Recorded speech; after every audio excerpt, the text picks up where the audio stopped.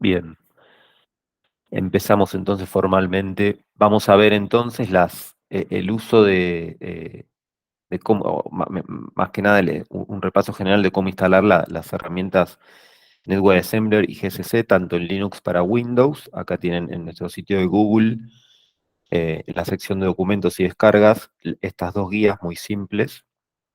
Em, La de Windows la tenemos por acá. Tienen que dirigirse al sitio oficial de NetWeaveAssembler, que tiene acá el link. Y tienen dos opciones, como decía, un instalador y una versión cipiada que no requiere instalación. Cualquiera de las dos opciones les va a generar una carpeta con este nombre, NASM, si la versión vigente sigue siendo la 2.15.05 y si no, alguna similar. Y el contenido es algo muy chiquito, digamos, de este paquete.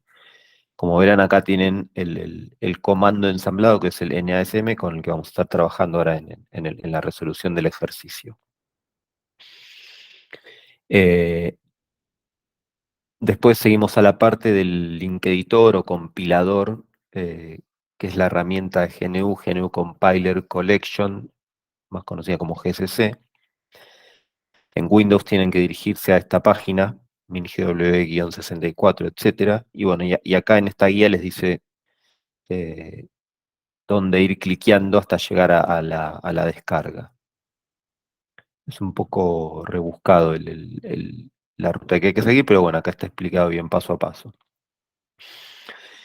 Esto les va a generar también una descarga de un archivo zip que lo tienen que descomprimir en el lugar que ustedes quieran. Acá les da un ejemplo, por ejemplo, en el disco C. Y tienen que agregar, tanto para esta herramienta como para el NetWeaveAssembler, agregar a la variable de entorno path la ruta donde está el archivo con el comando. Ahora vamos a ir un poquito a eso. El minigw yo lo tengo por acá, minigw64. Este minigw64 es una herramienta que tiene como un paquete de compiladores. De acá solamente vamos a usar una sola cosita para que vean y entiendan dónde va a estar lo que vamos a estar usando. Van acá a la carpeta bin. Vamos a estar usando este comando gcc.exe. Entonces, para poder correr estos comandos desde cualquier posición, digamos, de nuestro file system, tienen que agregar esta ruta a la variable path, y lo mismo con eh, el comando del NetWeaveAssembler, ¿sí? Que es este. Entonces tienen que agregar esta ruta a la variable path. Si alguno no conoce qué es la variable path, vamos a hacer una breve muestra, porque eso no está en el documento, digamos. Si están hay diversas maneras de hacerlo. La manera gráfica es a través del explorador de archivos, como ven acá. Van a este equipo, botón derecho, si mal no recuerda, propiedades, configuración avanzada. Acá, configuración avanzada del sistema. Y en esta ventana van a variables de entorno. Acá en las variables del usuario, que está logueado, digamos, van acá a este cuadro. Son lo que se llaman variables de entorno. Son campos que tienen datos de tipo variable, para que el sistema los usa para recolectar información. Bueno, y esta variable path, que si van acá al botón editar, van a ver que tiene el contenido de la variable path, es una lista de rutas dentro de nuestro file system. Eh, yo acá ven que ya las tengo agregadas, el NASM y la ruta donde está el GCC. Tienen que agregar la ruta, ¿sí? La ruta donde está esos dos archivitos ejecutables, ¿sí? Y básicamente se agregan desde el botón nuevo y acá escriben la ruta, ¿sí? Yo ya las tengo agregadas. Le dan a aceptar, bueno, aceptar, aceptar a todas las ventanas, y de esa manera ya les va a quedar eh, listo para poder ensamblar.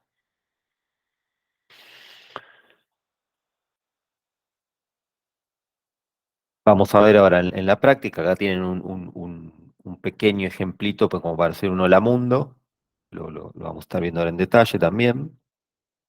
Escriben un código en un editor de texto, que el otro día conversamos sobre editores de texto y, bueno, terminamos hablando de que pareciera que la mayoría vamos a terminar usando el Visual Studio Code, y si no cualquier editor de texto que no agregue formato. Ahí vamos a tipear nuestro código fuente, acá tiene un ejemplo de un hola mundo, y después desde la consola de comandos, acá en este screenshot tienen el ejemplo del PowerShell, que es una de las opciones dentro de Windows hoy en día. Van a ver que tienen que estar sitiados en la ruta donde está el archivo este con el código fuente, y van a ver que tienen que generar 3 comandos de ensamblado. Acá en este screenshot pareciera que dice RASM, pero en realidad dice NASM. Profe, ¿podría hacer un poco de zoom, por favor? Ah, sí, perdón. Ah, bueno, acá con el zoom se terminó de corregir. Es el comando NASM, el nombre del archivo con el código fuente y este modificador que después vamos a ver para qué se usa. Eso es para generar eh, lo que se llama el proceso de ensamblado, que es procesar el código fuente y generar un archivo con el código objeto. El segundo comando consiste en ejecutar el GCC, pasándole como input o como parámetro el archivo que contiene el código objeto generado con que es el output o la salida o el resultado del comando anterior, eh, con el modificador "-o" para elegir el nombre del archivo destino, digamos, de lo que va a ser el archivo con el código ejecutable. Y después vamos a ejecutar nuestro programa con de esta manera, digamos, en PowerShell para poder ejecutar un archivo con un programa, tienen que poner punto barra para indicarle el punto significa en la ruta donde estoy parado, barra el archivo o la M, que será un archivo ejecutable, un punto exe. El punto exe se puede obviar, ¿sí? Que es el generado acá en el paso anterior, ¿sí? Esto lo vamos a ver con el ejemplo que vamos a estar haciendo hoy. Y bueno, le va a ejecutar el programita acá en la consola. Si nos vamos a Linux, en Linux es un poquito más simple. Básicamente para instalar el NetWare Assembler tienen que ejecutar estos comandos. En Linux tienen la opción de hacer instalaciones a través de la línea de comandos. Acá tienen los comandos que tienen que ejecutar.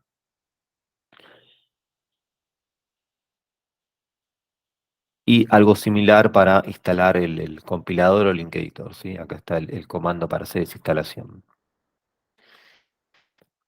Y después, bueno, el ejemplo del primer programa es básicamente muy parecido, un programita con un hola mundo, también se genera con un editor de texto. En Linux también tienen disponible el Visual Studio Code. Y bueno, lo mismo desde la consola, en este caso la consola de comandos de Linux, particularmente acá se trabajó en Ubuntu. Eh, los comandos son muy parecidos, el comando de ensamblado es el NASM, el nombre del archivo con el código fuente. Este "-f" significa el formato de código objeto que queremos generar. En Linux es ELF64, en Windows era "-fwin64", ¿sí? Es el código objeto para Windows y el código objeto para Linux es ELF64. Y el GCC, lo mismo, GCC o la m.o, el archivo con el código objeto en Linux es un archivo con extensión .o. El modificador "-o", que significa, viene de output, el archivo que vamos a generar, el nombre del archivo que queremos que tenga nuestro archivo ejecutable, en este caso, en este ejemplo, hola.out. Y en Linux hay que agregarle este modificador -no-pye por motivos que no voy a explicar porque no los recuerdo, pero si no, no les anda. Pero ejecútenlo así y no van a tener problema. Y lo mismo, para ejecutar, punto barra y el nombre del archivo ejecutable, y les va finalmente a ejecutar el programita en la misma consola. Eh,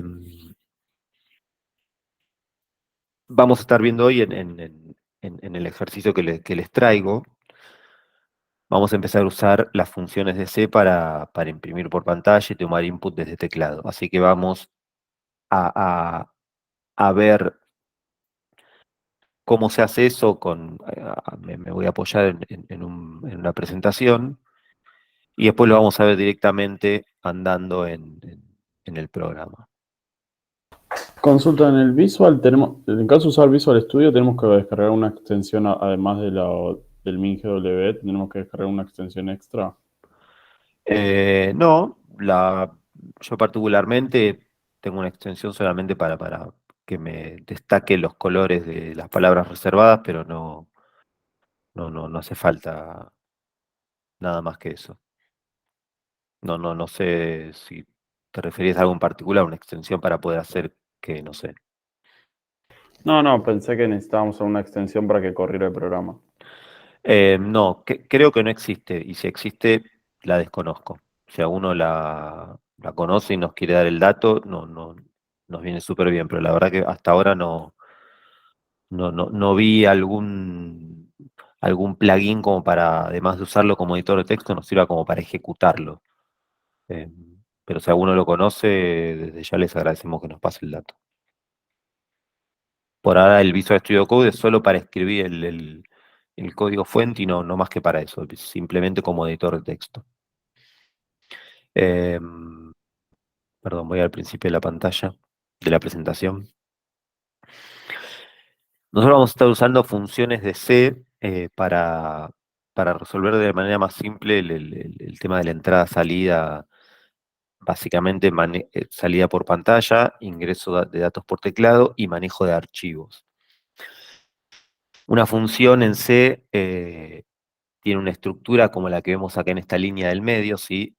El type, que es el tipo de dato que retorna, el nombre de la función y entre paréntesis una lista de parámetros, ¿sí? Esto es la manera de escribir la invocación a una llamada, perdón, de escribir la invocación a una función de C, si lo hacemos para un compilador de alto nivel, en nuestro caso no va a ser así, pero tenemos que entender que si esta fuera la función descrita de manera genérica, la forma de invocarla en Linux o en Windows implica que lo que está los datos que están entre paréntesis, que son los parámetros, se tienen que cargar en los registros que vemos en cada una de estas secuencias, en la de arriba y en la de abajo. El parámetro 1, en Linux va a ir en RDI y en Windows va a ir en RCX. El parámetro 2 va a ir en RCI en Linux y en RDX en Windows, y así sucesivamente. En Windows, el quinto parámetro ya va a ir cargado en la pila, ¿sí? Eh, no es que va en un registro como del parámetro 1 al cuarto. Si la función tuviera un quinto parámetro, tiene que ir cargado en el stack. Difícilmente tengamos que utilizar una función que requiera más de 4 parámetros. Son casos muy excepcionales, con lo cual no lo vamos a ver en la práctica porque no nos topamos con ese escenario en los ejercicios que presentamos. Si alguno tuviera la necesidad de hacerlo, estimo que no debería tener problema y si no, nos puede venir y consultar, pero es difícil que eso suceda. En Linux tenemos algunos registros más disponibles antes de usar el stack. Tenemos hasta 6 parámetros con la posibilidad de cargarlos en registros. A partir del parámetro 7 van al stack, ¿sí? Hay algo que se llama las calling convention, que es un tema bastante complejo en el cual no vamos a meternos en profundidad, pero sí tener una muy ligera noción y tener presente una cuestión importante para nosotros. Las calling conventions son convenciones o ciertos cuestiones que hay que respetar, tanto si yo estoy haciendo un programa que va a invocar a otro o si yo estoy haciendo un programa que va a llamar un programa de un tercero. Eh, es como una especie de acuerdo, protocolo entre dos partes, básicamente. Una de las cuestiones de estas calling convention dice que hay ciertos registros que el llamador tiene que el programa llamador tiene que hacerse cargo de guardar los datos si no quiere perderlos, o si no quiere correr el riesgo de perder los datos guardados en ellos. Los registros son componentes, eh, digamos, compartidos entre programas. O sea, si yo hago un programa, pero uso una función de C, cualquier registro es el mismo para los dos programas, digamos. Entonces, en Windows, yo si tengo un dato en alguno de estos registros que vemos acá y yo hago un llamado a una función externa, corro el riesgo de que cuando esa función retorne, los valores que yo tenía en estos registros se hayan perdido. Corro el riesgo, no significa que siempre va a suceder. Entonces lo que hay que hacer para no correr ese riesgo es salvar estos registros si es que tengo algún dato que a mí me interese mantener cuando el programa invocado retorne. Entonces me los tengo que guardar y después volver a recuperarlos cuando la función externa termine su proceso. Y en Linux lo mismo, pero con los registros que están acá abajo. En realidad son todos los mismos, el AXX de X, del R8 al R11, y en Linux se agrega el RDI y el RSI. ¿Ok? Tengan presente esto porque sucede mucho que,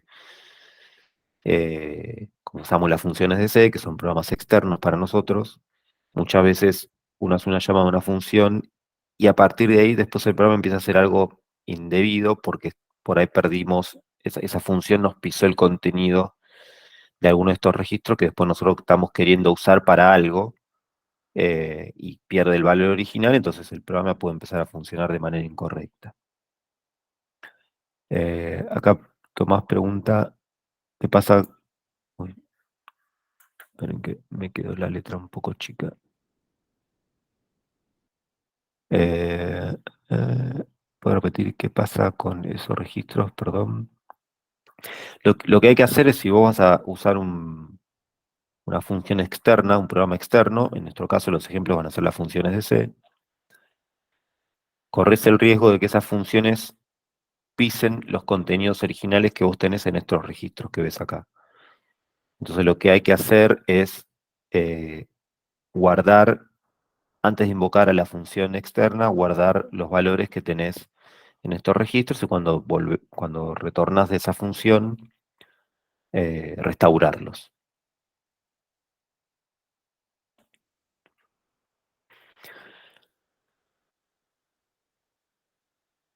Por ejemplo, la función puts es una función que imprime un string por pantalla. Entonces, fíjense, acá tenemos ejemplos es la primera función que vamos a ver, que es la más simple. Es una función que imprime un string por pantalla y ese string tiene que terminar con un cero binario que es la marca de fin. Entonces, fíjense cómo son los ejemplos. Yo tengo una cadena, un texto definido como una define byte en Linux y en Windows. La manera de llamar a esa función es con la instrucción call y el nombre de la función. Y previo al call tengo que cargar la dirección del campo en el registro de RDI en Linux y la dirección del campo cadena en RCX en Windows, ¿sí? Por lo que vimos al principio. Y presten atención a esto, digamos, la firma de la función, este asterisco str, el significado es que lo que está, el parámetro que está acá es la dirección del campo, porque un string es un campo de longitud variable, entonces la manera de saber donde empieza y donde termina es, bueno, donde empieza es a través de la dirección de inicio y donde termina es con el cero binario. Por eso es que lo que se carga en RCX no es el contenido de la cadena, porque la longitud del RCX o del RDI si estamos en Linux, es un registro de 8 bytes. Entonces si uno imaginara que en el registro está el contenido del campo, diría, bueno, no puedo imprimir más de 8 bytes, justamente como este es esa limitante. Entonces lo que se carga en RDI es la dirección efectiva del campo, y la marca de fin es el cero binario, es lo que permite que funcione. ¿Sabes dónde empieza? La instrucción puts, la función puts sabe dónde empieza, porque tiene la dirección de inicio, y sabe dónde termina cuando se encuentra el cero binario, ¿sí? Entonces, esta es la manera en la que vamos a estar trabajando con las funciones de C. Bien, después seguimos viendo, a medida que vayamos viendo funciones, vamos a ir viendo en esta presentación cómo es que se manejan.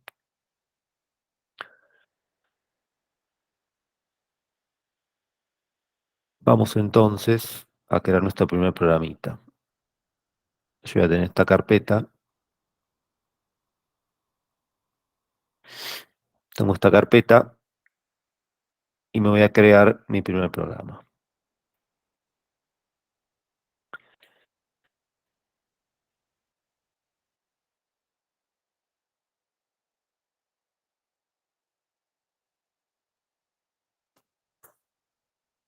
Me voy a crear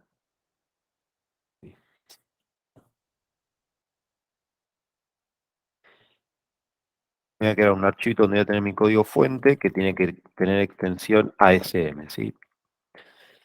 Mi programa se va a llamar texto W porque es la versión Windows.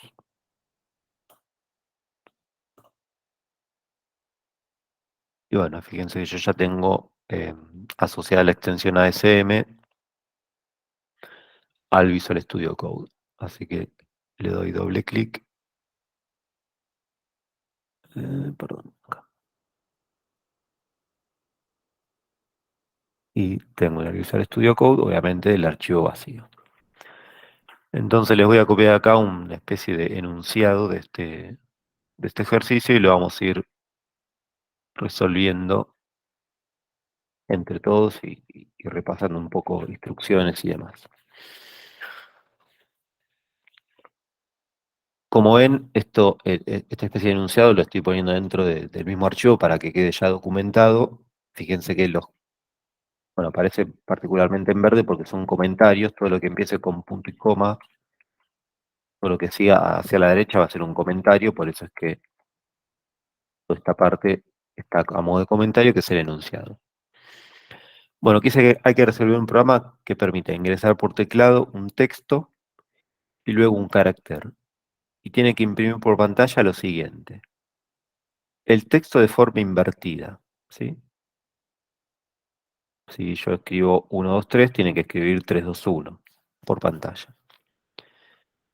El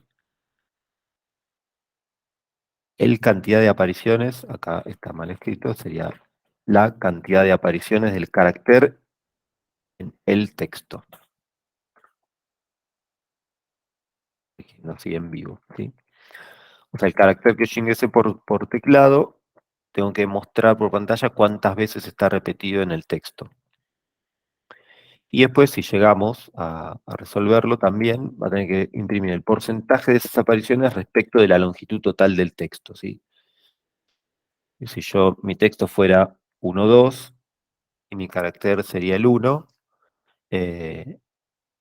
por pantalla va a imprimir 2, 1, y sería un 50% de apariciones el carácter ingresado por teclado respecto de la longitud total. Sí. Perdón, profe, ¿podés agrandar un poquito el texto o darle zoom? Sí. Sí. Eso se puede hacer, a ver. Pucha.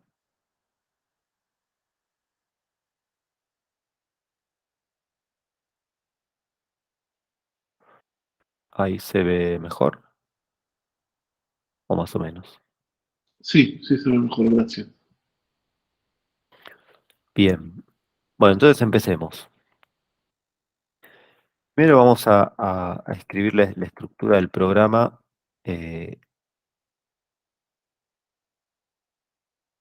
era como lo básico como para ir memorizando cómo era la estructura. Teníamos que declarar un rótulo main como global, siempre el rótulo de inicio de mi programa tiene que ser declarado global para que la herramienta GCC lo encuentre. Entonces, por eso de ahí viene el significado de este global main. Y el rótulo de inicio tiene que ser main porque es el nombre del rótulo que espera el GCC. Después vamos a tener nuestra sección .data, donde vamos a tener las variables con contenido. La sección BCS, donde vamos a tener nuestras variables sin contenido inicial.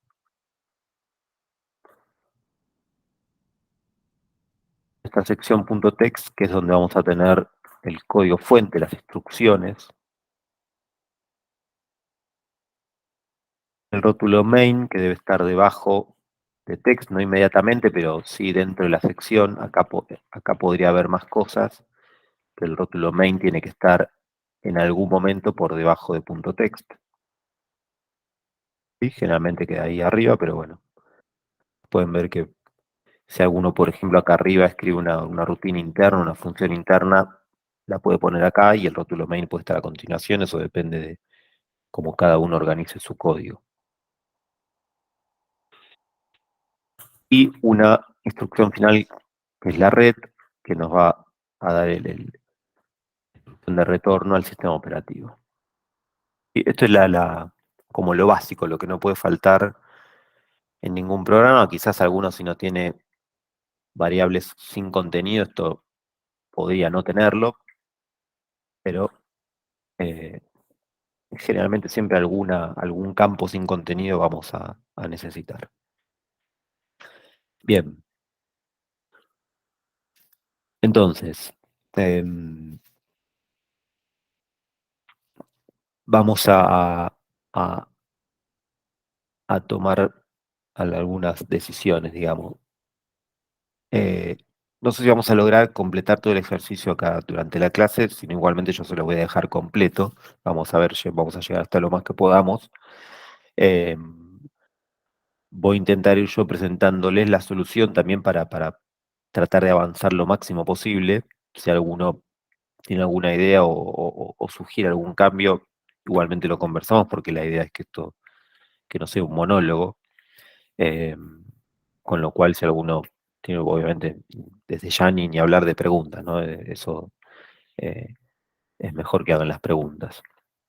Pero bueno, lo que quiero decir es que voy a ir avanzando proponiéndoles la solución, salvo que alguno quiera hacer una consulta o alguna variante. En principio, nuestro programa va a tener que, digamos, un programa ya sea básico o real, digamos, siempre va a establecer un diálogo entre un usuario bueno, y el programa, ¿no? Entonces, ese diálogo se puede ver de diferentes maneras. En un programa real con una interfaz gráfica, bueno, es a través de un cartel, de un texto, etcétera. Nosotros acá, bueno, ese diálogo también se va a establecer a través de mostrar un mensaje por pantalla que le diga al usuario qué tiene que hacer o qué se le ofrece hacer. Bueno, en este caso, nuestro programa tiene que solicitarle al usuario ingresar un texto por teclado, sí, ingresar un texto.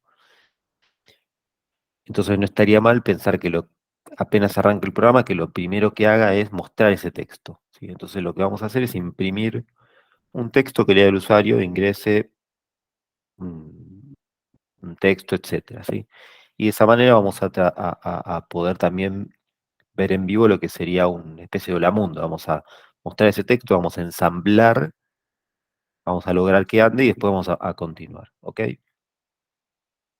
Entonces, yo voy a necesitar un campo memoria que tenga ese texto que yo quiero imprimir por pantalla. Entonces, ese campo va a tener que estar definido en la sección .data, ¿sí? Por ejemplo, de esta manera. El nombre del campo, la etiqueta, el label, como le quieran llamar. Define by, cuando yo voy a definir un string con contenido, lo defino como db.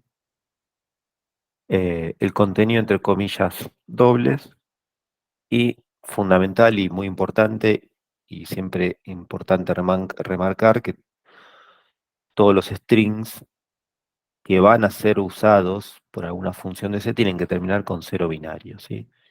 La manera de resolver eso es a través de una coma, que lo que implica es concatenación en esta definición, y básicamente el 0. Uno dice, ¿por qué un 0 binario? Bueno, todos los bits en 0 es una combinación de bits que no tiene asociado un carácter visual, entonces sirve como una marca de fin de string, ¿sí? Porque no tiene una representación visual en ASCII. ¿Sí? El 00000 no es ningún carácter. Entonces es por eso que tienen como ese uso particular de que sirve para marcar el fin del string. Entonces nuestro programa va a necesitar en algún lugar, como vimos, usar la función puts, la que vimos antes en la presentación, para poder imprimir ese mensaje. La manera de invocar una función de C es con una instrucción que se llama call, que no la vimos formalmente, pero uno puede imaginarse lo que hace un llamado, hace un call. La vamos a ver, si mal no recuerdo, formalmente mañana. La call vamos a ver que la vamos a usar también para llamar a módulos internos o a pedacitos de código dentro de este mismo programa, pero también sirve para hacer llamados a funciones que están por fuera de nuestro programa. Esto básicamente lo que termina haciendo es un jump, una bifurcación, un salto a una porción de memoria que está por afuera de mi programa, ¿sí? Que va a estar definida por puts. Ahora, el Network Assembler, que es el programa ensamblador, va a decir, bueno, vos acá estás escribiendo puts, no es una palabra reservada, no es una etiqueta dentro de tu programa, no hay ningún label que se llame puts. Entonces para el Network Assembler esto va a ser un campo desconocido, que en realidad no es un campo desconocido. Entonces la manera de decirle al ensamblador, mira, no interpretes esto que acabamos como puts como un campo desconocido, porque esto es un campo externo, ¿sí? Entonces tengo que agregar debajo de este global main esta indicación. Le digo puts es un rótulo externo. Network Assembler, ignóralo, confía que se va a resolver en otra etapa, ¿ok? Entonces el ensamblador no va a chillar cuando lea el puts. Ahora bien, acá, como vimos, no es que uno acá le pasa entre paréntesis esto, ¿sí? Esto sería muy cómodo, esto es una forma de programar a alto nivel, pero esto acá no existe, solamente se invoca a la puts. Lo que hay que hacer, como vimos antes, es cargar esos parámetros en los registros según el sistema operativo que estemos trabajando. Como estamos en Windows, el primer parámetro de la función se carga en el registro RCX. Lo que tengo que cargar en el registro de RCX es la dirección del campo que quiero imprimir. Una forma sola es con instrucción move. Instrucción move copia el contenido del operando 2 al operando 1. Cuando el operando 2 es un campo en memoria, que yo lo escribo así a secas, se interpreta como contenido de, perdón, como dirección de. Entonces lo que se va a cargar en RCX es la dirección de este campo, que es lo que necesita la puts. ¿Ok? Bien. Antes de continuar, vamos a hacer un paréntesis para ver una cuestión también particular de los llamados a las funciones, que hay que verlo antes de continuar. Sí, Ignacio, decime. Sí, sí, como- eh, claro, ahí está. Eso te iba a preguntar, porque no se usaba print en C para imprimir. Se usa printf, la puts es como la más simple, es la primer función que vemos para imprimir por pantalla porque es la más simple. La printf tiene otros usos un poquito más complejos que lo vamos a ver mañana. Ah, perfecto. O sea, pero es como análoga, digamos. Incluso es de C, se usa puts en C, ¿verdad? Claro, sí, sí, puts es una función de C, sí. Sí, gracias. Esto creo, la verdad, a veces la memoria ya me falla. Creo que algo vimos la semana pasada de este slide, la verdad no me acuerdo. Y si no, igual lo repasamos. Decime, Tomás. Ay, perdón, dice algo Martín. ¿Se me escucha? Sí, sí, decime. Por cierto, la vimos muy por encima esta filmina, así Ah, que creo que no estaría mal ok, verla. sí, Tengo una duda con respecto al código que ahí dijiste que con move nosotros le pasamos al registro correspondiente la dirección de mensaje ing texto. sí, O sea que no le estamos pasando o sea, el verdadero contenido de esa. correcto. No. Pasando, podríamos pensarlo como un vector, ¿no? Sí, exacto, sí, esto te lo puedes imaginar como un vector de caracteres y lo que se carga en RCX es la dirección de inicio de ese vector. Sí, O sea, como un puntero, digamos. exactamente, Me confundí ahí. exactamente eso. Gracias. A ver qué hay en el chat, hay movimiento. Eh, ¿Cómo hace para entrar ese mensaje en un byte? Lo que dice Martín, creo que se refiere a esta definición. En realidad, no significa que toda esta definición entre en un byte. Define byte, como para entender cómo se interpreta, es definí elementos de un byte para guardar todo esto. O sea, acá vamos a necesitar, son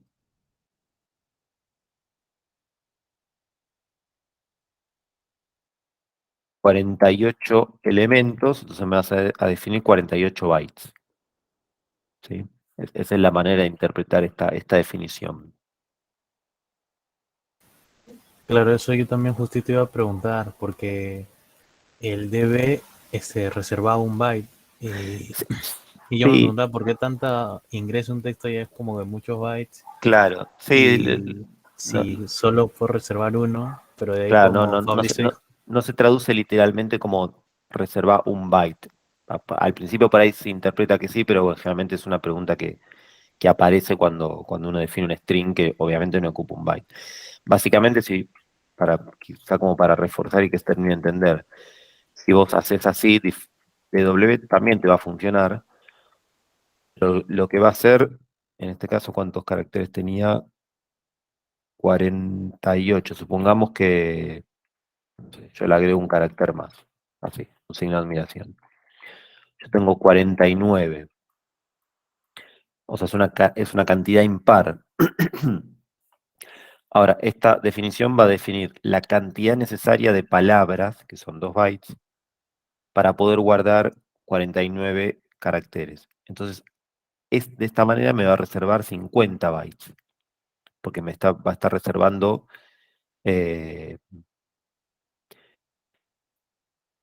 25 duplas. O sea, para la cantidad de palabras para guardar 49 bytes son 25. ¿Se entiende? Pero bueno, no tiene sentido definirlo así porque si es impar vas a estar reservando un byte de más y hasta es confuso. Entonces la manera de definir un campo para un string es con db por esa razón. ¿Sí?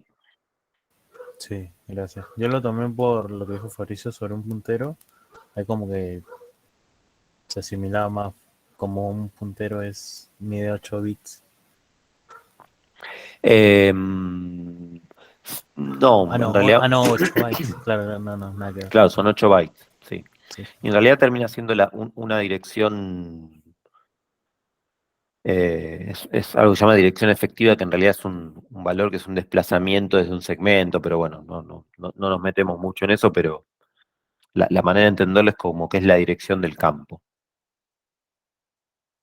¿Ok? Ok, profe. Y en este caso, ¿cuál sería? No entendí bien la diferencia entre el puts y el print. O sea, La función puts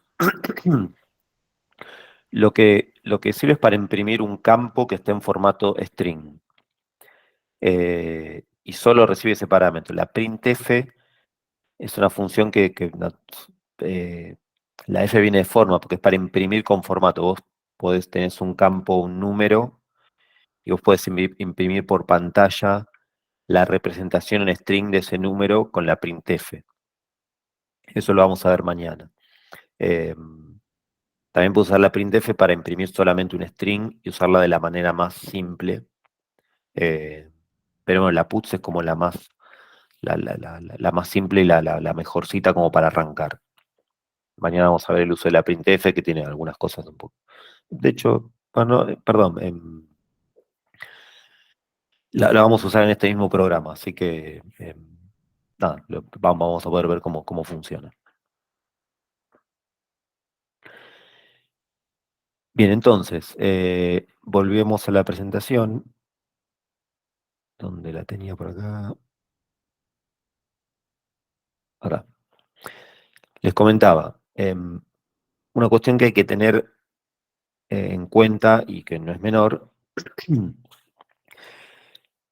es que hay que hacer ciertos ajustes dependiendo del sistema en el que estemos trabajando, antes y después de llamar a una función de C. En Windows, para cualquier función de C, antes del llamado hay que restar 32 al registro de RCP, y después de la llamada a la función hay que sumar 32 a ese mismo registro. ¿Sí? Hay que reservar un espacio de 32 bytes por una cuestión también relacionada a ese tema de las calling conventions. Es algo que hay que cumplir para asegurar el correcto funcionamiento de la función a la que estamos llamando. En Linux es un poquito diferente. Digamos, lo que está acá destacado en rojo son los ajustes que hay que hacer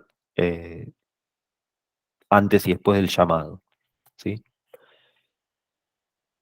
Y refuerzo, en Windows es para cualquier función, por eso acá está escrito de manera genérica. Cualquier función que usemos, siempre vamos a restar 32 y sumar 32 al RCP.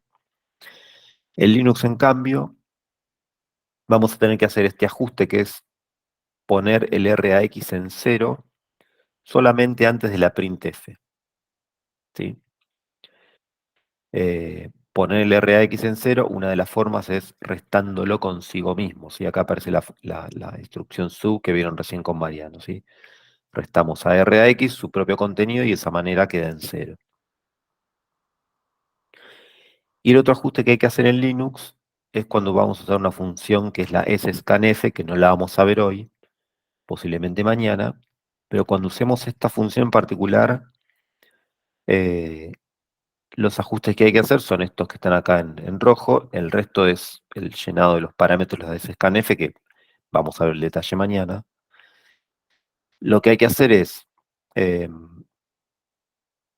antes de la scanf, también hay que hacer una resta y después una suma al registro RSP. En lugar de ser un valor fijo, como era 32 en el caso de Windows, le vamos a estar sumando el contenido de un campo que acá lo estamos llamando plus RSP.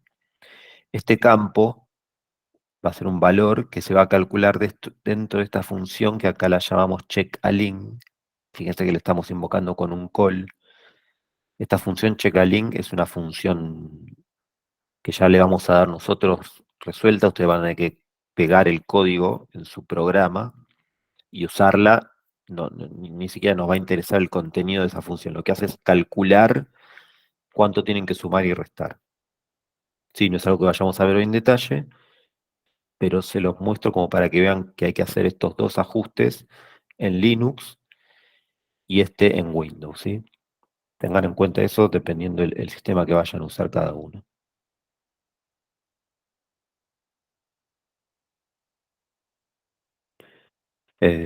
Vuelvo acá.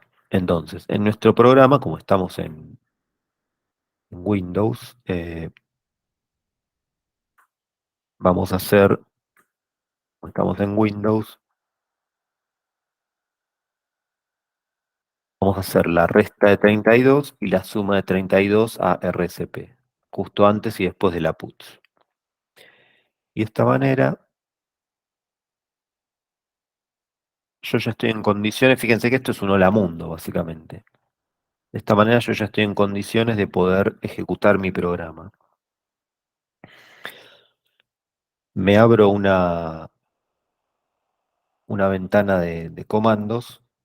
En este caso yo estoy eligiendo el PowerShell de Windows. Tengo que estar parado en la ruta donde está mi programita con el código fuente. Eh,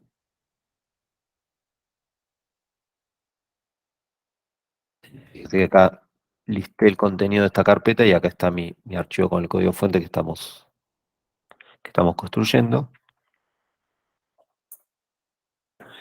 Entonces lo primero que hay que hacer es el comando ensamblado, como vimos en el documentito ese que vimos al principio.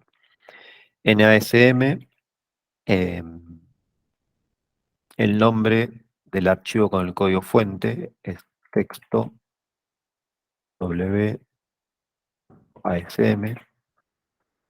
menos F para indicar el formato de código objeto, como estamos en Windows, es Win64. Y fíjense que acá voy al explorador para que se vea más claro. Donde yo tenía mi código fuente me generó un archivo con el código objeto, ¿sí? El NASM genera esto, un archivo con el código objeto. Entonces el segundo comando va a ser el gcc. Y acá viene eh, lo que veíamos de la variable entorno path. Yo estoy ejecutando un programa, este NASM era un archivo ejecutable que estaba en la carpetita del Netway Assembler que estaba por acá, ¿sí? Fíjense que el NSM está en esta ruta y yo lo estoy queriendo ejecutar desde una ruta que no es esta.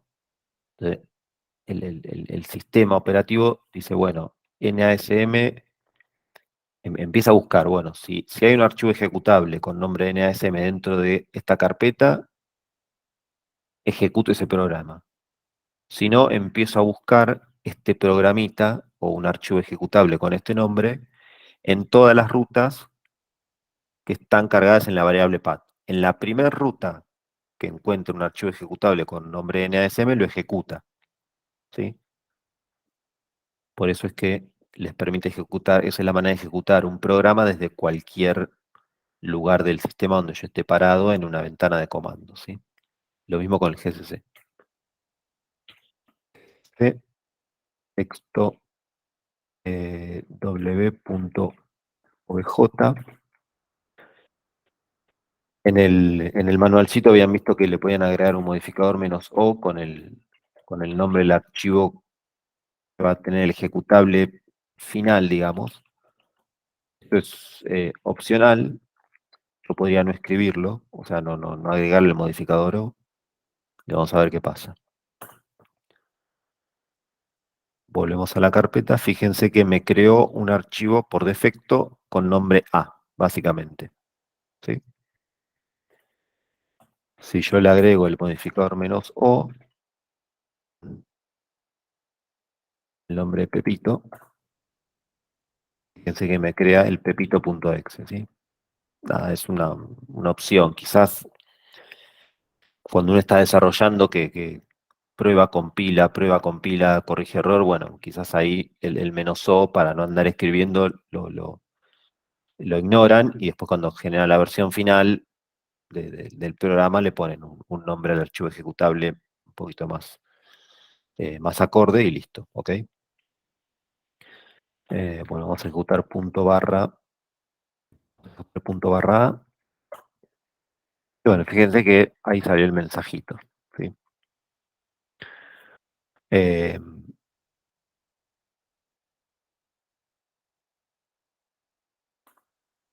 Vamos a ver qué pasa si yo no hago esto.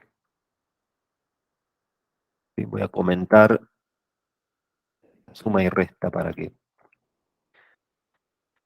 vean qué pasa. Tengo que volver a hacer todos los comandos, el ensamblado. Y vamos a hacer la compilación. El programa se va a ejecutar igual, aparentemente de manera correcta.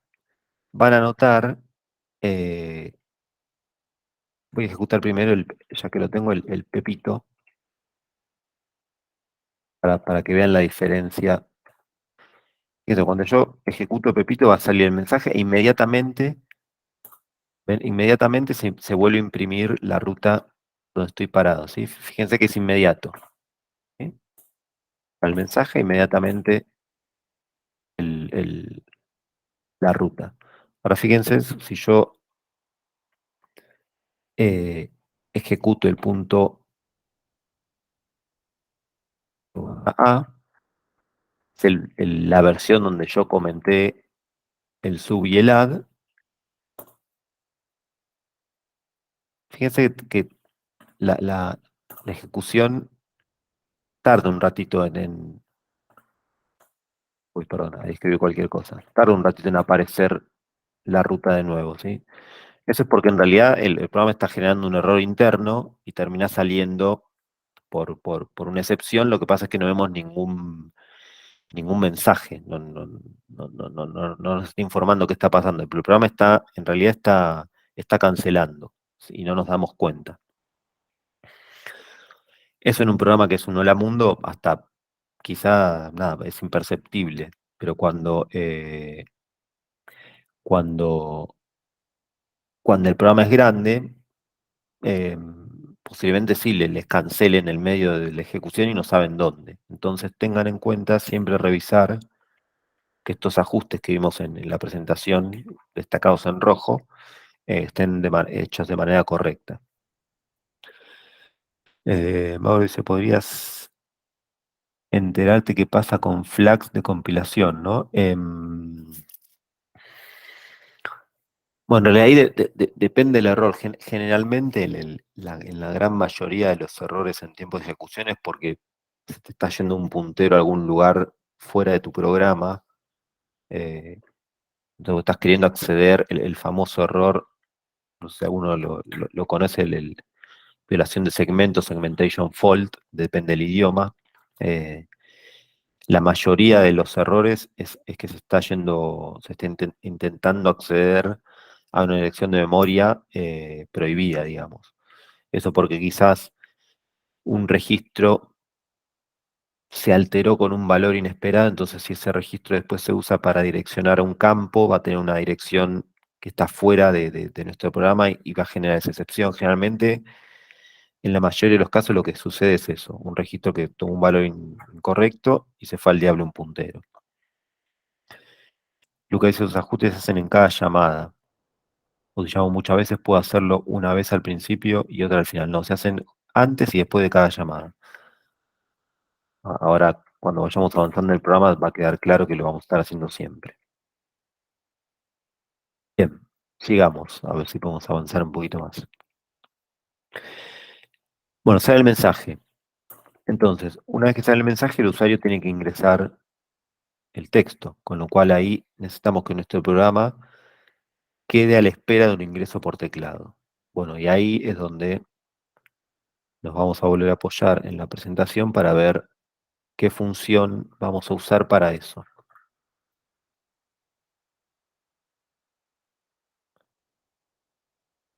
Vamos a usar la función get.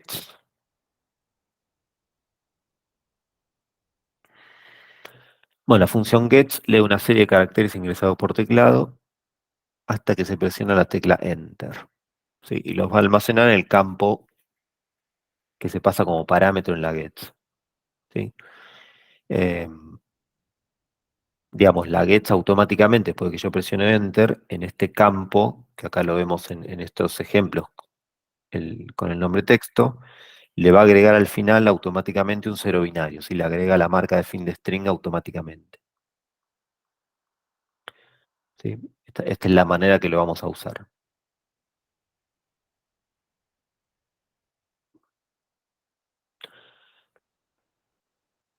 Entonces, nos tenemos que generar un campo.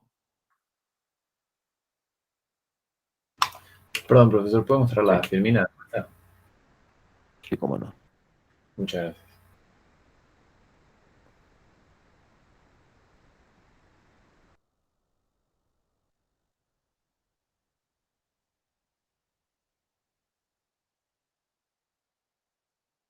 Ya está. Perdón, ahí le llamás a gets. Ah, y ahí en RDI, es donde, o sea, en texto es donde va a poner la respuesta, digamos. Claro, texto va a ser un campo definido en memoria, en este caso un resb de 100.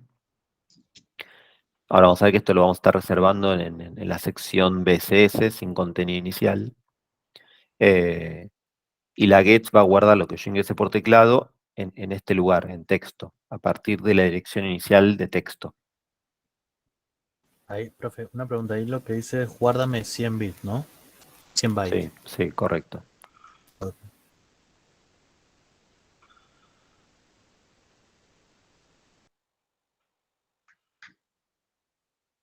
Entonces, procedemos a, primero vamos a reservar nuestro campo. Ya lo había hecho. Lo vamos a llamar también texto, como un resb 100. Reservamos 100 bytes en memoria. Y en nuestra sección de código vamos a invocar a la get.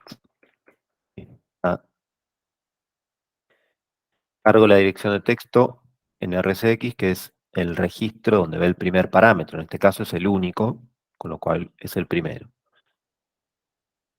Hacemos el call a get y, como siempre en Windows, sub y add de 32 en el RSP.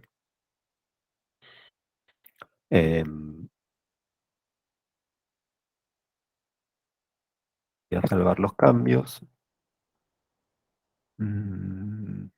Creo que alguien había preguntado, disculpe, profe, si Sí. la función gets no tiene que estar en external también, como puts. Ah, sí, tiene razón. Sí. Vamos a ver si, mira.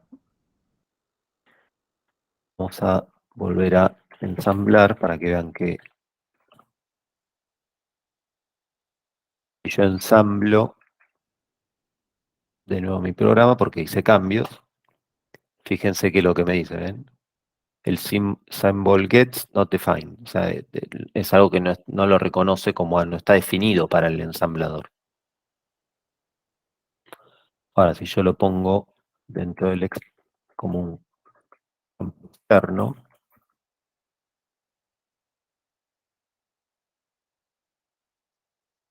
y vuelvo a ensamblar, ahí el error desaparece. ¿Ven? Ahí vieron en vivo qué es lo que pasa cuando no le pongo el externo. Y bueno, vamos a ensamblar.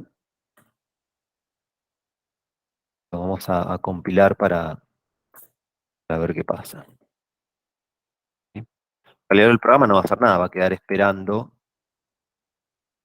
Dice, ingresa un texto y ven y que queda esperando. O sea, no vuelve el control al PowerShell para que uno siga ingresando datos. O sea, acá el control del programa lo tiene nuestro programita, ¿sí? Se queda esperando ahí el ingreso de un texto.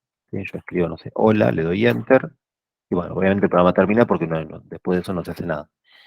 Pero bueno, para que vean el efecto de que el programa queda a la espera de un input por teclado. Bien, esta mecánica de hacer un pedacito, ensamblar y probar, se las recomiendo porque es lo que les va a permitir eh, ir generando código que estén relativamente seguros de que funciona bien. Después hay cosas que son más difíciles de probar, pero traten de ir haciendo así, ensamblados de a poquito, además para ir tomando confianza. Eh, bueno, una vez que yo ya ingresé el texto, tengo que empezar a resolver lo que me pide, que es imprimirlo de manera invertida eh, y, bueno, y el resto de los cálculos. Ahora, para imprimirlo de forma invertida, eh, nada, siempre como todo hay diferentes alternativas. Yo podría copiarlo de atrás para adelante en otro campo, o ir recorriéndolo de atrás para adelante y ir imprimiendo carácter por carácter, digamos, hay diferentes maneras. Sea cual sea la solución, va a ser casi inevitable ir recorriendo ese campo hasta que llego al cero binario para saber dónde está el final, ¿sí? Con lo cual vamos a proceder a hacer eso, básicamente es a calcular la longitud. Si llamo, acá dice Martín, si llamo a puts, ya me imprime lo del get, ¿no? Sí, es un buen, está bueno eso que dice acá Martín. Vamos a hacer uso para asegurar, vamos a imprimir con la puts el campo texto, simplemente como para ver que lo que estoy ingresando eh, sale bien por pantalla y quedó bien grabado, es una manera de confirmar. Y bola, y fíjense que este es el puts que está acá en la línea 35, con lo cual era, era bueno hacer esa prueba, bien. Esto que ahora yo lo voy a comentar, es una manera rudimentaria, básica, de hacer debug, básicamente, ¿sí? Con lo cual también se lo pueden llevar como una especie de buena práctica, que puede ser un poquito incómodo, obviamente, y hay que prestar atención, después ir eliminando estos mensajes de debug que uno va poniendo, pero bueno, es una opción útil. Alguien levantó la mano, sí. Sí, perdón la molestia, que estaba yo No, por favor. siguiendo la escritura del código acá en mi máquina y lo tengo igual que usted, para Linux, pero cuando lo compilo con el GCC me tira una advertencia de que la función gets es Sí, peligrosa y no debería ser usada. sí, Y me impuso un poco de respeto, ¿no? He de reconocerlo. está bien, sí, es verdad eso, pero no se asusten. En la función get, si alguno se pone a buscar info por cualquier lado por internet, van a ver que tiene desde sus inicios una cuestión de seguridad no menor, que, digamos, no hay manera de controlar el fin del ingreso. Si yo mi campo lo defino de 100 y yo por teclado ingreso 200 caracteres, la gets los va a tomar. Eh, yo ingreso 200 caracteres,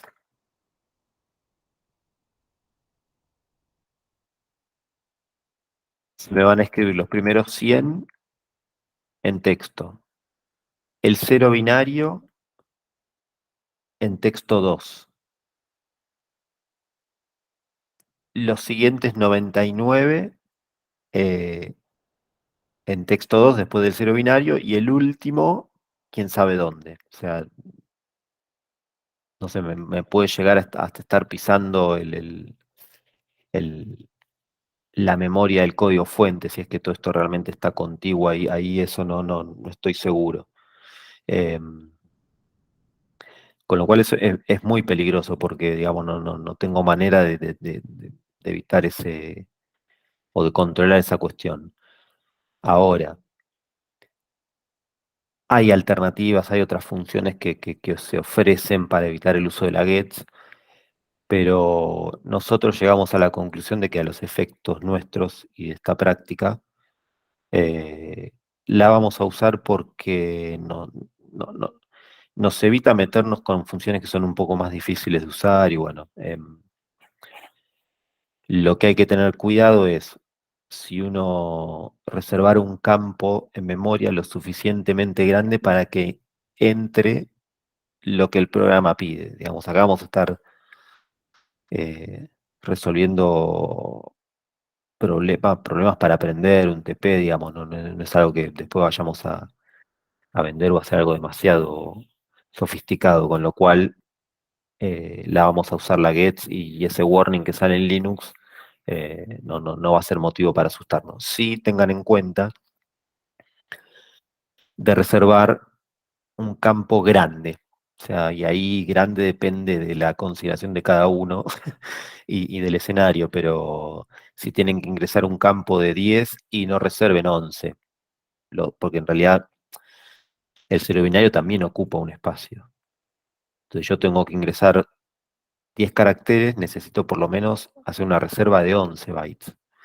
Bueno, no reservan ni 11 ni 12, no sé, reserven 50, 100, 200, no sé, reserven algo que eh, evite que en la prueba del TP, porque básicamente la idea de esto es que funcione para el TP, que surja un error por esa cuestión, ¿sí?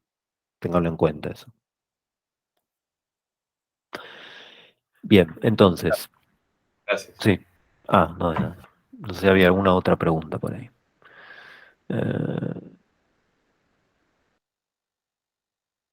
Acá aprende a partir. Si quita ese último move, funciona también porque ya se lo movió arriba, ¿no? No sé a cuál te referís con ese último move. Eh, bueno, ahí hay que ver. Sí, ya me parece, ya sé, decías. Como ya lo hiciste acá en la línea 29, bueno, ahí es un buen caso para probar el tema que vimos de las calling convention y la reserva de los registros. La pregunta está bien, por eso cuando está bien, está bueno ir para que se termine de entender el tema de los registros. Fíjate que acá cuando habíamos empezado a conversar, perdón, esto no era esto de las calling convention, habíamos dicho que el registro RCX, tanto en Linux como en Windows, no nos aseguran que al retornar una función externa contengan el mismo contenido. Con lo cual lo vamos a probar.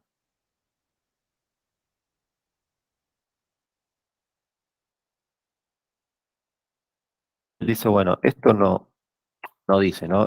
Cuestiona o pregunta o pone en duda si esto se podría evitar, porque él bien imagina que la dirección de texto ya la tengo en RCX por esta move que está acá arriba. Ahora, lo que dicen las calling convention es, mirá que la gets te puede pisar el contenido de RCX, con lo cual, cuando se retorne la gets, el contenido este puede estar alterado. Vamos a ver cómo funciona esto.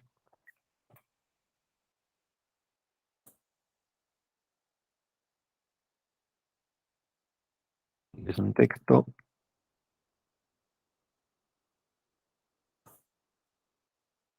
Funcionó. O sea, me hubiese gustado que no funcione, pero esto es justamente lo que no está garantizado. Por eso es que yo, igualmente, está grabado, yo dije, corren el riesgo de que no le funcione. No significa que, porque posiblemente la gets mm, no altere el contenido de RCX. Ahora, lo que dicen las calling convention es, el programa, la gets podría tener el derecho de usarlo y no devolverte el valor original. ¿Sí? De hecho, otras funciones sí alteran algunos registros y es algo que les puede llegar a suceder. Mira, acá Tomás dice que lo está haciendo en Linux y parece no funcionar. Perfecto, muy buen caso para no hacerme quedar tan mal, a pesar de que yo lo dije de manera correcta, que corre el riesgo de que lo altere, pero acá nos aporta Tomás que lo está haciendo en Linux, que aparentemente entiendo que hizo lo mismo y le dejó de funcionar. Así que eh, es bueno como para que vean que hay variantes. Lo que hay que sí, como conclusión es saber que puede cambiar. Bien, nos queda poquito tiempo, vamos a ir avanzando hasta donde lleguemos. Entonces dijimos, bueno, tenemos que ir calculando, vamos a ir calculando la longitud del string porque la vamos a necesitar para saber dónde está el final y además porque en algún momento vamos a tener que calcular el porcentaje de apariciones respecto de la longitud, o sea que el dato de la longitud lo vamos a necesitar. Así que vamos a calcular la longitud. Vamos a volver a intentar esta parte.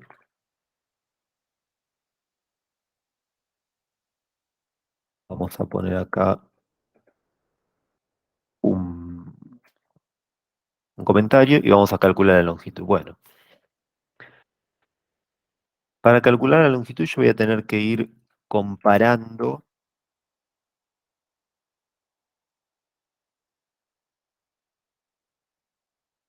cada byte de texto contra 0 binario. O sea, yo voy a estar comparando texto, la dirección de texto, más un puntero que lo voy a poner, más un desplazamiento que lo voy a estar calculando en RCI, lo voy a estar comparando contra el 0, voy a estar buscando el 0 binario, ¿sí? Cuando esto de verdadero, ¿sí? Voy a bifurcar o hacer un jump con la JE, jump equal, lo que vieron en la primera parte con Mariano, un campo que se llama fin string. Ahora vamos a ver dónde está. Sí, pero esto es lo que tenemos que hacer, es buscar el 0 binario. Ahora, bueno, RCI al principio va a tener que ser 0.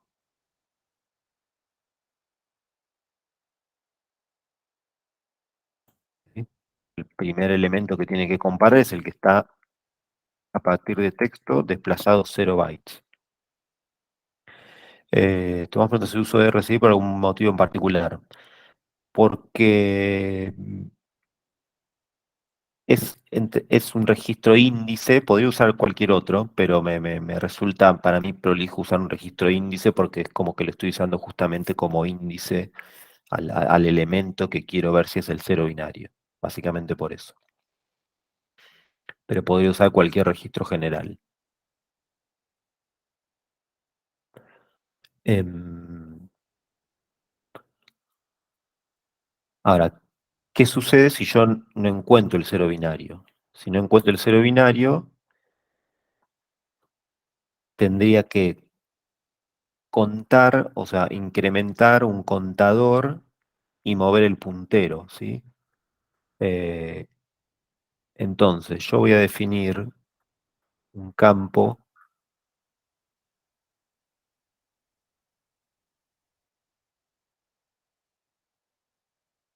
que se va a llamar long texto, que lo voy a inicializar en 0, como define qword, ¿sí? De 8 bytes, donde voy a ir contando la longitud.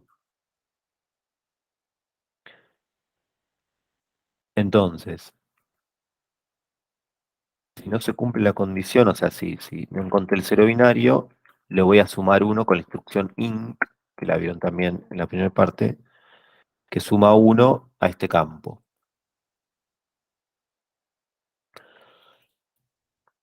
Cuando yo quiero hacer referencia al contenido de un campo, lo tengo que poner entre corchetes, ¿sí? Por eso es que está acá esta anotación entre corchetes.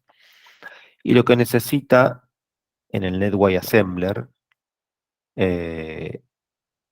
algunas instrucciones es que le digan, bueno, ok, este campo ¿cuánto mide? Entonces se le agrega esta variable, esta palabra reservada qword, ¿sí? Porque es una cuádruple palabra.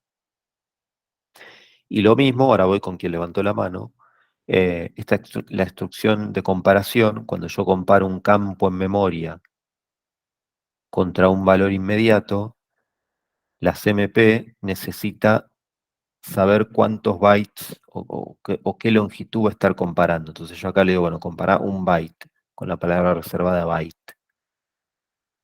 Eh, sí, decime Ignacio, levantó la mano. Sí, estaba pensando, ¿no conviene usar directamente RCI para saber la longitud? Sí, de hecho, por algún motivo yo, obviamente, esto yo ya lo tengo resuelto, estoy copiando y pegando de la solución que tengo ya resuelta. Por algún motivo no lo puse, no me acuerdo si era o para mostrar. Claro, eh, vamos a hacer uso de todo. sí, Pero igualmente el RCI hay que incrementarlo, ¿no? correcto, el RCI hay que incrementarlo también. Ahora va a llegar ese momento. No recuerdo si hay algún motivo muy particular por el cual no usé el mismo RCI, porque en realidad, claro, el RCI va a ir teniendo la longitud del campo en realidad. Ahora por ahí avanzo y me acuerdo. Em,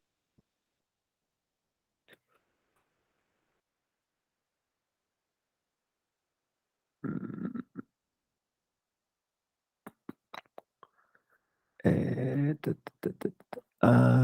mira lo que me olvidé de hacer. Perdón, me olvidé de hacer una cosita, una cosita. Em, Antes de calcular la longitud, porque ¿cuál es la idea, no? Vamos a ir contando la longitud del campo y en este recorrido también podemos aprovechar para contar cuántas veces aparece el carácter que se va a ingresar por teclado, para evitar en un mismo recorrido hacer varias de las cuestiones que necesitamos. Lo que pasa es que todavía eh, no le pedimos al usuario que ingrese el campo por teclado, con lo cual, permítanme, esto lo vamos a dejar acá y vamos a agregar la porción de código para pedir el ingreso del carácter, ¿sí? Em, Vamos a hacer lo siguiente, el ingreso del carácter lo vamos a agregar acá. Ingreso esta porción de código.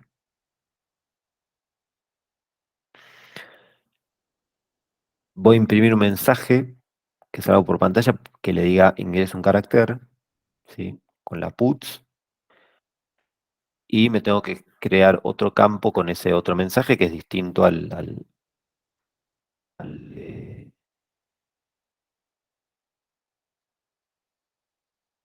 el de ingresar el texto.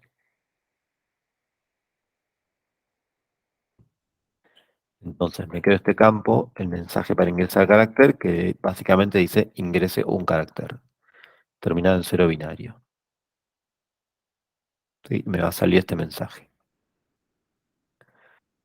Em, y después voy a tener que hacer algo para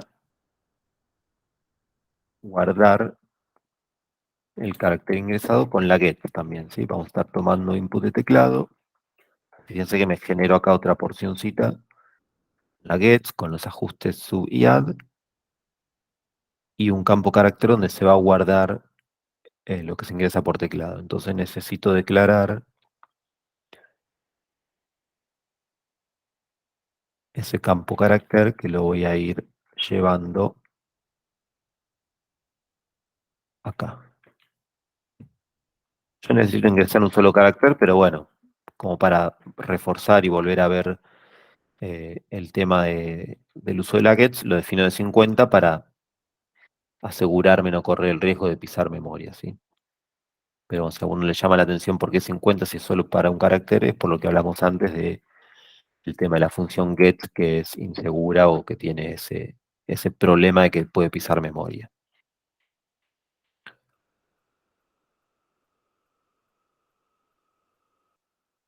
Bien, entonces con esto que agregamos acá, ahora sí, ya voy a tener mi carácter guardado acá en este campo y podemos retomar el cálculo de la longitud. Entonces,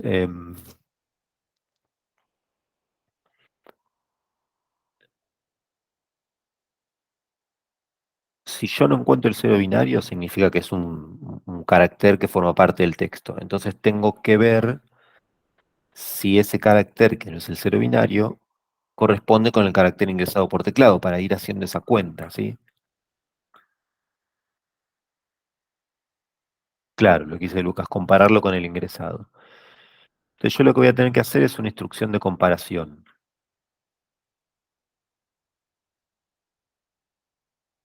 Una instrucción de comparación. De un valor contra ese campo carácter, contra el contenido, contra lo que está dentro del carácter. Por eso lo tengo que poner entre corchetes. Ahora, el operando 1 es lo que hay que ver cómo es, ¿no? Porque habían visto cuando vimos la instrucción de comparación que no se pueden comparar dos campos en memoria. Acá tengo que comparar lo que está apuntado por texto más RCI contra el carácter. Son dos campos en memoria. Como no puedo, tengo que pasar uno a un registro. Digamos que el carácter apuntado en texto lo voy a pasar a AL. ¿Sí? Me alcanza con un registro de 8 bits. Tiene que ser algo de 8 bits para que se pueda comparar de manera correcta contra el campo carácter, que es de un byte. ¿Sí? Acá sí o sí tiene que ser un registro de un byte. Elijo AL, la parte baja de AX. Pero bueno, previamente necesito acá resolver y copiar en AL lo que está apuntado por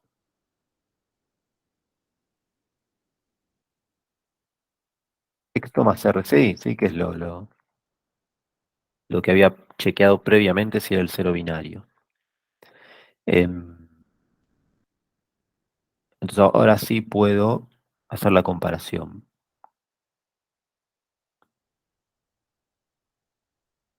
Luca dice, ¿por qué de 8 bits o un byte? Porque digamos, la instrucción de comparación, cuando es registro memoria, va a comparar la cantidad de bytes según la longitud del registro. Entonces vos acá le pones AX, por ejemplo, va a estar comparando 16 bits, perdón, o 2 bytes. Va a estar comparando lo que está en carácter más lo que continúa en la memoria. Eso también puede ser motivo de una falla en el funcionamiento, porque esto te va a compilar y la comparación va a comparar, pero nunca o difícilmente la comparación en algún momento te dé verdadera, o te dé que son iguales, mejor dicho. Porque bueno, no vas a estar comparando un byte, vas a estar comparando más. ¿Ok? Entonces esto también es algo que tienen que tener sumo cuidado, porque acá nadie les va a decir, estás comparando más de lo que buscas. ¿Sí? Tienen que prestar atención a qué es esto que tienen acá y de qué longitud es.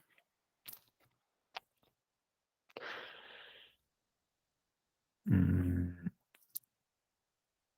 tiene que ser entre dos cosas del mismo tamaño. Correcto. Es correcto lo que decís, Lucas. Tienen que comparar dos elementos del mismo tamaño.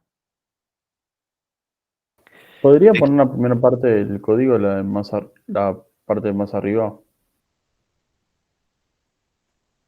Ahí. Un poquito más. Ahí.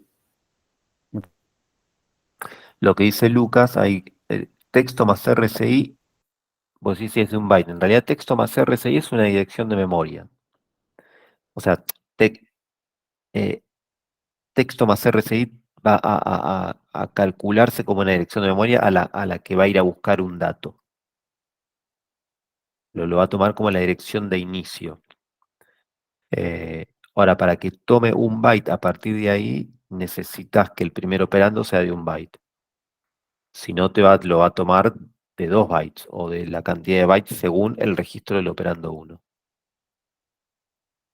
Eso, cualquier cosa en la presentación, lo que mostró Mariano, ahí está explicado y tienen los ejemplos de las variantes de longitudes y tipos de operandos, ¿sí? Para que ante cualquier duda puedan ir ahí y mirarlo.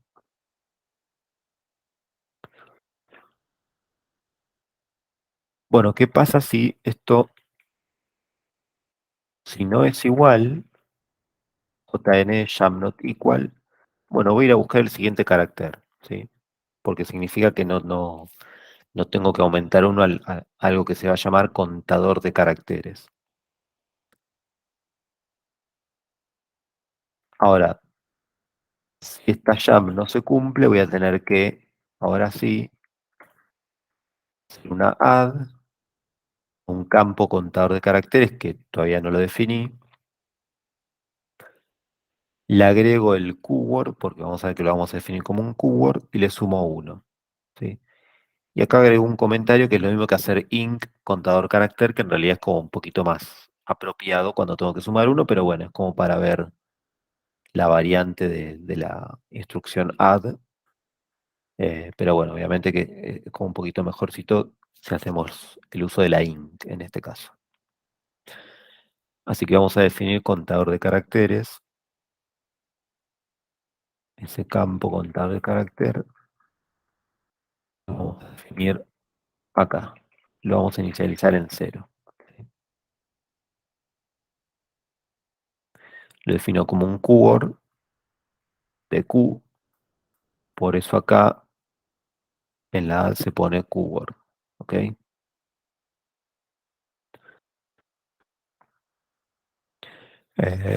¿Qué más? Bueno, ¿y qué tengo que hacer en el siguiente carácter? El siguiente carácter, o sea, antes de ir a buscar el siguiente carácter, necesito actualizar el puntero o el índice de RSI, ¿sí?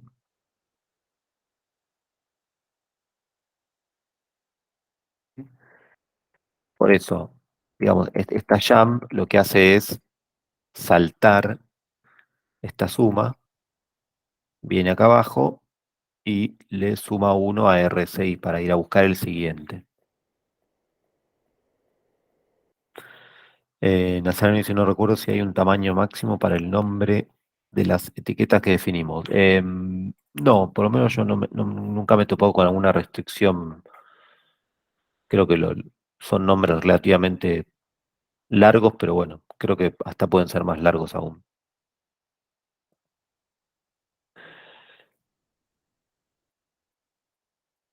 Y por último, después de que muevo el índice, tengo que generar una bifurcación incondicional, una JMP, una jump incondicional, algo que se llama comp carácter, que va a comparar el carácter que tenemos que ver dónde va, ¿no?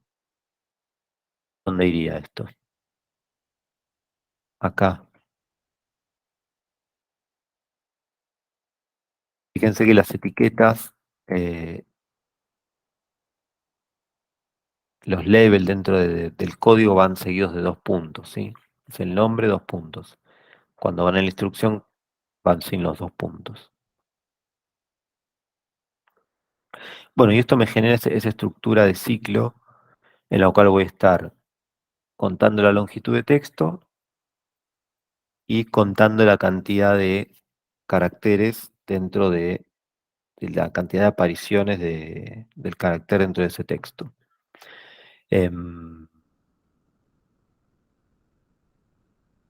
Lo que podemos hacer, y ya para cerrar, porque no nos da más el tiempo, vamos a, que no lo pide, pero vamos a imprimir la longitud del texto eh, con el uso de la printf, para que hagamos el uso de la printf y con eso cerramos y les dejo la solución completa, se las cargo mañana en, en la sección de documentos. Vamos a cerrar entonces con el uso de la función printf.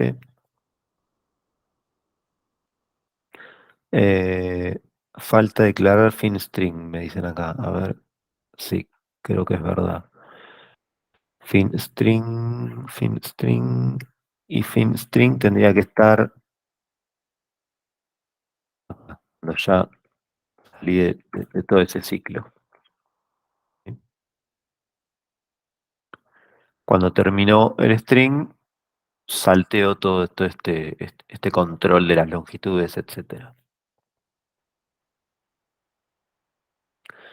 Eh, Vamos a cerrar entonces viendo la printf. Sí, Tomás. Una pregunta. Cuando hacemos jump equal, jump not equal, ¿contra qué lo estábamos comparando? Perdón por la pregunta. No, por favor.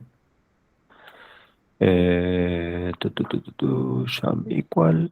Acá está, acá estamos comparando el campo apuntado de texto contra el cero binario. O sea, lo que significa es, si la comparación anterior dio igual, bifurca a fin string. Listo. O sea que siempre compare y jump van de la mano, podríamos Sí, decir. sí, sí, Perfecto. sí. Es muy difícil encontrar un caso que después de una comparación no pongas un jump. Eh, sí, sí, sí. Es una dupla que siempre va junta, sí. Gracias. No, por nada. Bien, la función printf que habíamos, alguien había hecho una pregunta de por qué no la usábamos. Bueno, vamos a ver acá que tiene como unos usos un poco más potentes. La función printf, la definición que presentamos acá, dice, bueno, convierte a string cada uno de los parámetros, ¿sí? Es una función que recibe varios parámetros, que en la firma de la función es este campo que se llama arglist, ¿sí? Una lista de argumentos. Puede ser más de uno. La printf me sirve para imprimir muchos datos por pantalla. Ahora, esos datos pueden estar en diferentes formatos. Básicamente, el que más vamos a estar utilizando es un dato que puede ser numérico. Entonces, si yo quiero imprimir un número por pantalla, lo que necesito es tener la representación en ASCII de ese valor para que se imprime en pantalla de manera legible. Entonces, la printf nos sirve para eso, para cuando queremos imprimir algo que no lo tenemos guardado directamente en string. Entonces, fíjense cómo es que funciona. El primer parámetro que recibe es un string que puede contener un texto, eh, un texto fijo, digamos, acompañado de una especie de máscaras para indicar en qué formato se encuentra cada uno de los campos de esta lista de argumentos. Y esto, si no hay un ejemplo, es como explicar algo en chino, básicamente. Fíjense este ejemplo que vemos acá. Nosotros lo que queremos imprimir es una dirección, en este caso de la facultad. Entonces yo quiero imprimir algo que diga dirección, Paseo Colón 955. El número 955 lo tengo definido como un DQ, que es un valor, campo numérico, un binario punto fijo con signo. Yo necesito que ese 955 se imprima como string. Entonces, y a su vez la calle, que también es algo variable, porque yo puedo imprimir la dirección de la calle Paseo Colón o la dirección de la calle 9 de Julio, por ejemplo. Entonces, lo que le digo acá es, el primer parámetro que va a ser el string Paseo Colón va a ser un %s, va a ser un string. Es la manera de decirle que el primer dato de esta lista de argumentos va a ser un string, %s. El segundo dato de esta lista de argumentos va a ser un número entero. Ahora vamos a ver qué es LI, pero todo lo que termina en i significa que es un entero. Y la manera de invocarlo es la siguiente. En el primer parámetro, en el registro se carga el primer parámetro, que es este campo MSG, que es el que va a tener opcionalmente un campo fijo, en este caso el texto dirección, y obligatoriamente estos modificadores eh, tiene un nombre que no me sale, que son los especificadores de formato. Los especificadores de los formatos de cada campo. Fíjense que eso tiene que ser un string que esté entre comillas, finalizado con el cero binario. En el segundo parámetro cargo el campo calle y en el tercero cargo el número. Otra cosa a notar acá, calle es un string, o sea que lo que cargo es la dirección, por eso va sin corchetes. Cuando el campo es un valor numérico, lo que va cargado en el registro es el dato. Entonces por eso va número entre corchetes, ¿sí? Presten atención a esto. Y después invoca la call printf. O sea, si yo acá tuviera más argumentos, bueno, tendría que seguir usando los registros según lo que vimos al inicio de la presentación. Pero bueno, difícilmente necesitamos comparar o concatenar, mejor dicho, muchos datos. Acá en este slide vemos los especificadores de formato, que tienen algunas diferencias entre Linux y Windows. El del ejemplo que vimos acá, LI, es para indicar un entero de 64 bits. Y fíjense que en Windows es LLI. Después tenemos LI, que es un número entero en Linux, sí, de 64 bits, pero para Windows es de 62. Es medio confuso esto. El porciento D para los dos es igual, es un entero de 32 bits. O sea, para Windows tenemos dos maneras de identificar un entero de 32 bits, porciento D o porciento LI. El porciento I eh, también es un entero de 32 bits, o sea que en realidad para Windows tenemos tres maneras. Estas cosas a veces no se entienden, pero son así. El porciento HI, que es como un half integer, la mitad de un entero, 16 bits para ambos sistemas. Y en Linux tenemos una opción que no tenemos en Windows, que es uno para especificar un cuarto de entero, que sería un entero de 8 bits.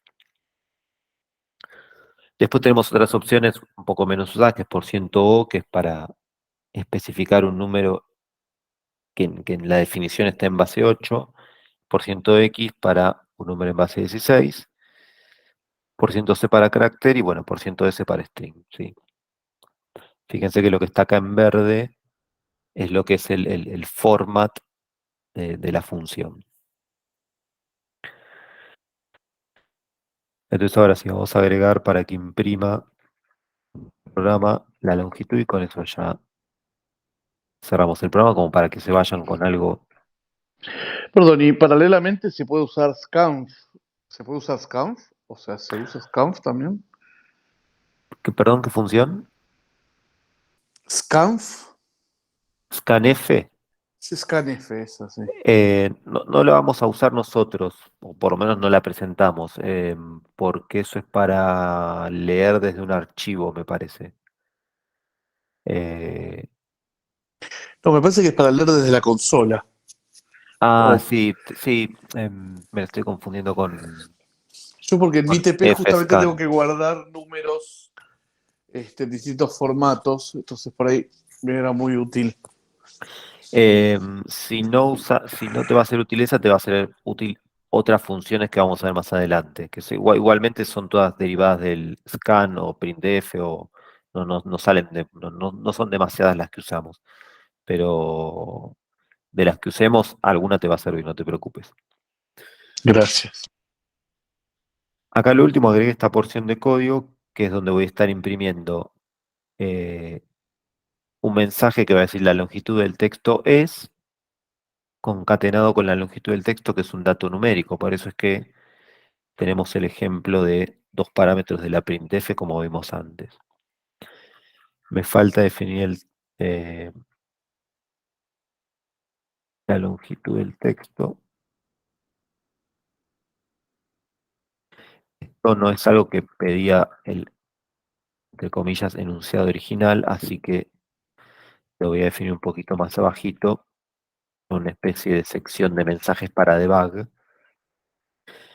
Voy a imprimir un campo de la longitud del texto. Voy a estar imprimiendo después un dato numérico LLI.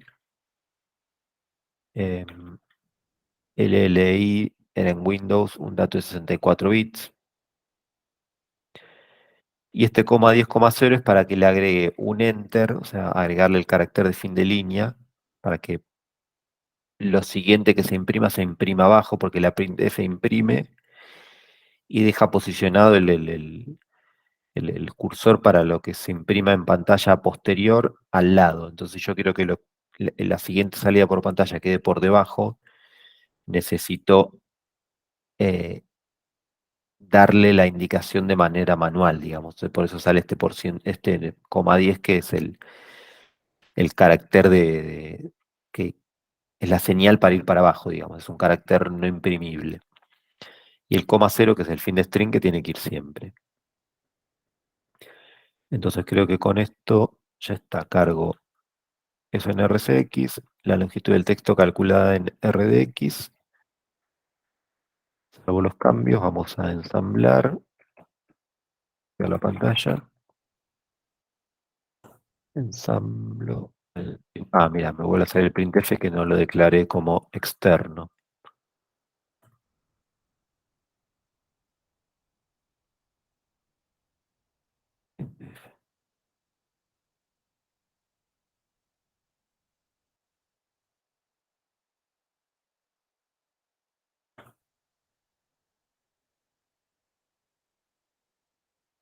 Es un texto por teclado. Vamos a ingresar algo. 1, 2, 3, 4, 5, 6, 7, 8, 9 para que nos quede claro cuánto mide, ¿no? Ingreso un carácter. Bueno, acá no le voy a dar mucha hora al carácter. Ingreso el 8. Y acá me imprime la longitud es 9, con lo cual todo indica que la longitud está bien calculada, ¿sí? Bueno, falta todo el resto. Como dije, les voy a dejar la solución. Intentaré que sea mañana en algún momento del día, como para que la descarguen y, bueno, en realidad no me tengo que comprometer a que sea bien temprano, como para llegar a la clase, si alguno lo quiere probar y ver detalles para llegar a la clase mañana con la solución completa. Así que a lo sumo, antes del mediodía la van a tener. Sí, ¿quién levanta la mano? Tomás. Sí, dos cosas. Primero, después nos puede pasar el archivo este como lo tiene acá. Igual está grabado. Y segundo, mañana hay paro docente y no sabíamos si, no sé yo, si se va a pegarle a paro la cátedra o no, no sé cómo es. Mira, la verdad yo no estaba ni enterado, pero nada, no creo que nos afecte a nuestra cursada. La verdad que si perdemos una clase, la verdad no nos perjudicamos más de lo que en este caso, de lo que nos beneficiamos. Así que si no hay ninguna comunicación oficial nuestra, vamos a tener clase de manera como siempre, digamos. Y más de manera virtual, porque a veces por ahí uno va a la facultad y se encuentra por ahí con que, bueno, hay algún bloqueo, bueno, está una situación un poco más compleja, pero bueno, la verdad que siendo virtual no tiene mucho sentido perder la clase, así que vamos a tener clase, salvo que haya alguna comunicación, vamos a tener clase normalmente. Perfecto, gracias. Bueno, un momento voy a tener la grabación. Llegamos hasta acá.